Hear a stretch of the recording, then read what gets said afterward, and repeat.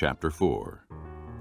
The Lord said to Moses, Say to the Israelites, when anyone sins unintentionally and does what is forbidden in any of the Lord's commands, if the anointed priest sins, bringing guilt on the people, he must bring to the Lord a young bull without defect as a sin offering for the sin he has committed. He is to present the bull at the entrance to the tent of meeting before the Lord. He is to lay his hand on its head and slaughter it before the Lord. Then the anointed priest shall take some of the bull's blood and carry it into the tent of meeting. He is to dip his finger into the blood and sprinkle some of it 7 times before the Lord, in front of the curtain of the sanctuary. The priest shall then put some of the blood on the horns of the altar of fragrant incense that is before the Lord in the tent of meeting. The rest of the bull's blood he shall pour out at the base of the altar of burnt offering at the entrance to the tent of meeting. He shall remove all the fat from the bull of the sin offering, the fat that covers the inner parts or is connected to them, both kidneys with the fat on them near the loins, and the covering of the liver, which he will remove with the kidneys, just as the fat is removed from the ox sacrificed as a fellowship offering. Then the priest shall burn them on the altar of burnt offering. But the hide of the bull and all its flesh, as well as the head and legs, the inner parts and offal, that is all the rest of the bull, he must take outside the camp to a place ceremonially clean, where the ashes are thrown, and burn it in a wood fire on the ash heap. If the whole Israelite community sins unintentionally and does what is forbidden in any of the Lord's commands, even though the community is unaware of the matter, they are guilty. When they become aware of the sin they committed, the assembly must bring a young bull as a sin offering and present it before the tent of meeting. The elders of the community are to lay their hands on the bull's head before the Lord, and the bull shall be slaughtered before the Lord. Then the anointed priest is to take some of the bull's blood into the tent of meeting. He shall dip his finger into the blood and sprinkle it before the Lord 7 times in front of the curtain. He is to put some of the blood on the horns of the altar that is before the Lord in the tent of meeting. The rest of the blood he shall pour out at the base of the altar of burnt offering at the entrance to the tent of meeting. He shall remove all the fat from it and burn it on the altar, and do with this bull just as he did with the bull for the sin offering. In this way the priest will make atonement for them, and they will be forgiven. Then he shall take the bull outside the camp and burn it as he burned the first bull. This is the sin offering for the community. When a leader sins unintentionally and does what is forbidden in any of the commands of the Lord his God, he is guilty. When he is made aware of the sin he committed, he must bring as his offering a male goat without defect. He is to lay his hand on the goat's head and slaughter it at the place where the burnt offering is slaughtered before the Lord. It is a sin offering. Then the priest shall take some of the blood of the sin offering with his finger and put it on the horns of the altar of burnt offering and pour out the rest of the blood at the base of the altar.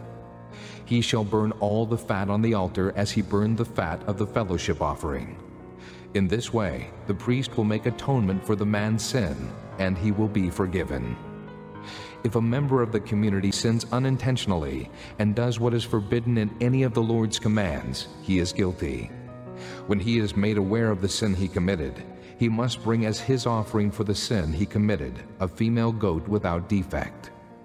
He is to lay his hand on the head of the sin offering and slaughter it at the place of the burnt offering. Then the priest is to take some of the blood with his finger and put it on the horns of the altar of burnt offering and pour out the rest of the blood at the base of the altar. He shall remove all the fat, just as the fat is removed from the fellowship offering, and the priest shall burn it on the altar as an aroma pleasing to the Lord. In this way the priest will make atonement for him, and he will be forgiven. If he brings a lamb as his sin offering, he is to bring a female without defect. He is to lay his hand on its head and slaughter it for a sin offering at the place where the burnt offering is slaughtered. Then the priest shall take some of the blood of the sin offering with his finger and put it on the horns of the altar of burnt offering and pour out the rest of the blood at the base of the altar. He shall remove all the fat, just as the fat is removed from the lamb of the fellowship offering, and the priest shall burn it on the altar on top of the offerings made to the Lord by fire.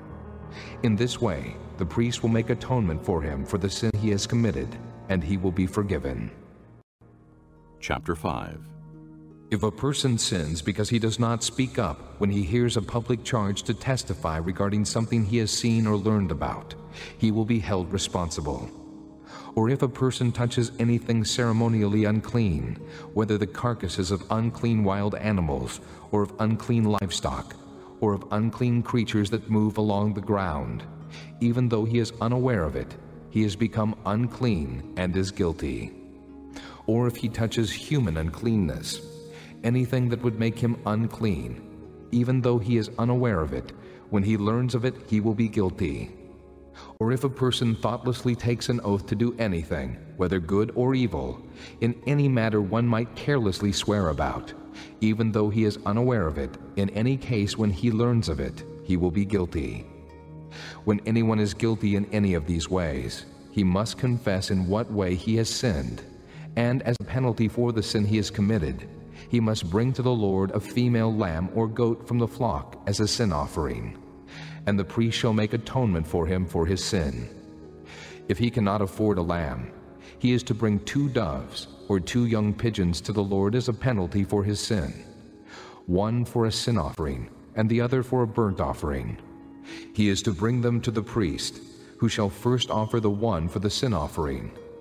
He is to wring its head from its neck, not severing it completely, and is to sprinkle some of the blood of the sin offering against the side of the altar. The rest of the blood must be drained out at the base of the altar. It is a sin offering. The priest shall then offer the other as a burnt offering in the prescribed way, and make atonement for him for the sin he has committed, and he will be forgiven.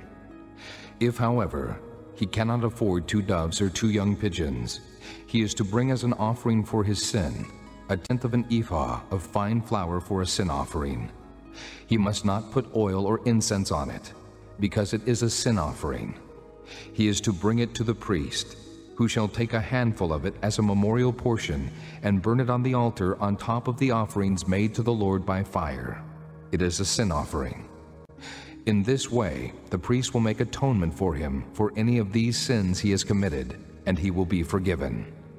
The rest of the offering will belong to the priest, as in the case of the grain offering. The Lord said to Moses, When a person commits a violation and sins unintentionally in regard to any of the Lord's holy things, he is to bring to the Lord as a penalty a ram from the flock, one without defect, and of the proper value in silver, according to the sanctuary shekel. It is a guilt offering.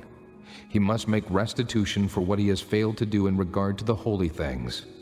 Add 1/5 of the value to that, and give it all to the priest, who will make atonement for him with the ram as a guilt offering, and he will be forgiven.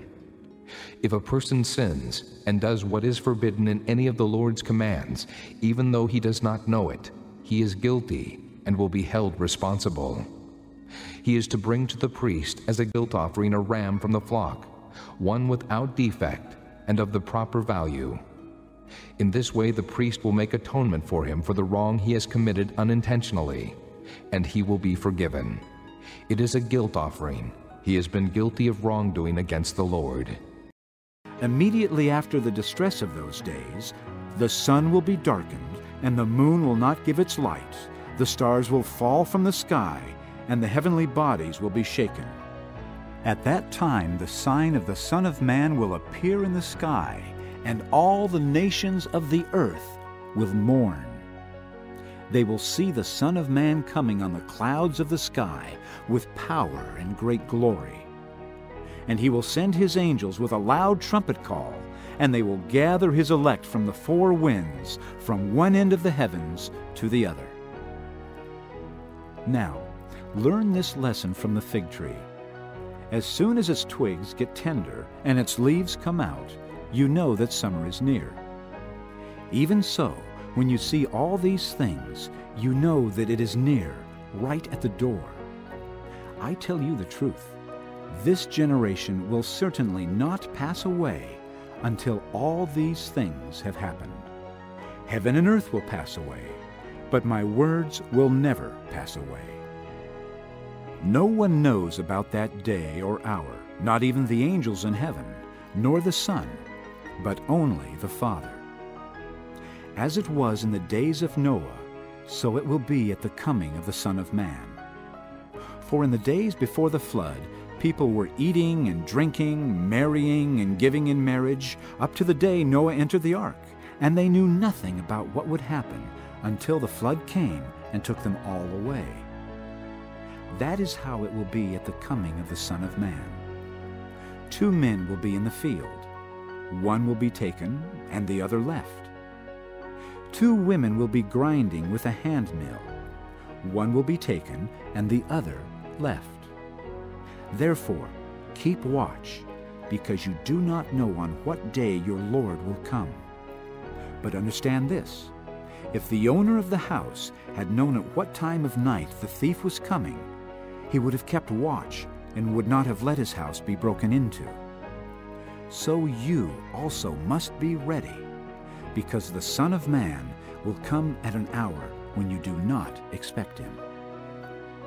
Who then is the faithful and wise servant whom the master has put in charge of the servants in his household to give them their food at the proper time?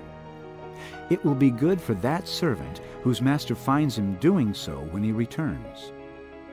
I tell you the truth, he will put him in charge of all his possessions. But suppose that servant is wicked and says to himself, "My master is staying away a long time," and he then begins to beat his fellow servants and to eat and drink with drunkards. The master of that servant will come on a day when he does not expect him, and at an hour he is not aware of. He will cut him to pieces and assign him a place with the hypocrites, where there will be weeping and gnashing of teeth.